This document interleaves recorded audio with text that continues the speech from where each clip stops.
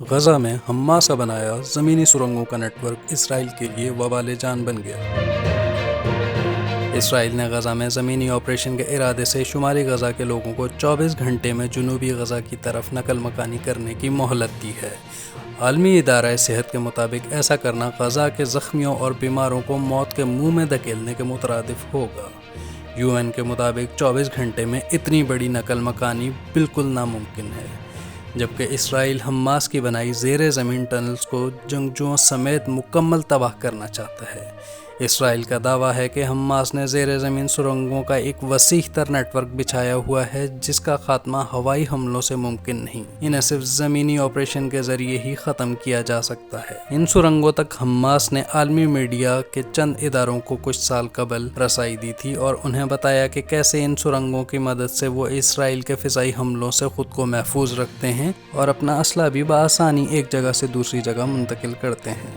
ایک ہفتے سے جاری اسرائیلی حملوں کے نتیجے میں 4 لاکھ سے زائد فلسطینی بے گھر ہو چکے ہیں۔ ایمبولینسز اور ہسپتالوں کو بھی نشانہ بنایا جا رہا ہے، جس کے نتیجے میں تقریباً 1800 لوگوں کی اموات ہو چکی ہیں۔ اسرائیل کے مطابق حماس نے یرغمال لوگوں کو بھی انہی سرنگوں میں چھپا رکھا ہے، جبکہ حماس نے بیان جاری کیا ہے کہ اسرائیلی حملوں کے نتیجے میں عام شہریوں سمیت 13 یرغمال بھی مارے گئے ہیں۔ اسرائیل اور فلسطین کی جنگ میں امریکہ کے بعد ایران بھی کھل کر سامنے آ گیا ہے، جس سے مشرق وسطیٰ کی کشیدگی کے ساتھ ساتھ اس کے اثرات عالمی معیشت پر بھی پڑنا شروع ہو گئے ہیں۔ تیل اور سونے کی قیمتوں میں غیر معمولی اضافہ دیکھا گیا ہے، آنے والے دنوں میں یہ قیمتیں مزید بھی بڑھ سکتی ہیں۔ ان حالات میں عالمی قوتیں آمنے سامنے ہیں۔ امریکہ اسرائیل کے ساتھ کھڑا ہے اور امریکہ کے 2 اہم عہدیدار وزیر خارجہ اور ڈیفنس منسٹر نے اسرائیل کا دورہ بھی کیا ہے اور کہا ہے کہ پینٹاگون اسرائیل کو مزید فوجی امداد بھیجنے کے لیے تیار ہے۔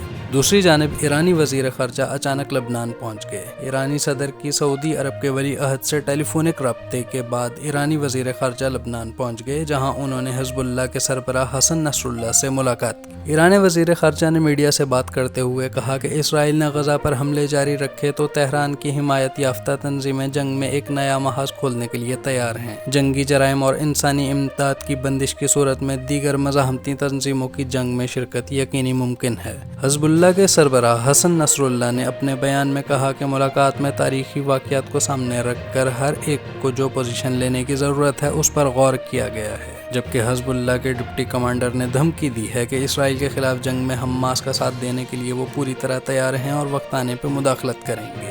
حماس اور اسرائیل کی جنگ شروع ہونے کے بعد لبنان اور اسرائیل کی سرحد پر بھی کشیدگی بڑھ گئی ہے۔ حزب اللہ اور اسرائیل کی فورسز میں کئی بار جھڑپیں ہو چکی ہیں، جس میں جانی نقصان کے بعد اسرائیل نے لبنان کی سرحد پر جنگی سازومان سے لیس اضافی نفری تعینات کر دی ہے۔ IDF کا کہنا ہے کہ اسرائیل لبنان کے بارڈر پر لگی باڑ کو نقصان پہنچا ہے۔ اسرائیل کا دعویٰ ہے کہ حزب اللہ نے اپنے جنگجوؤں کو اسرائیل پر حملوں کی بھرپور اجازت دی ہوئی ہے۔ باخبر رہنے کے لیے سبسکرائب کیجیے ہمارا چینل پاک نیوز۔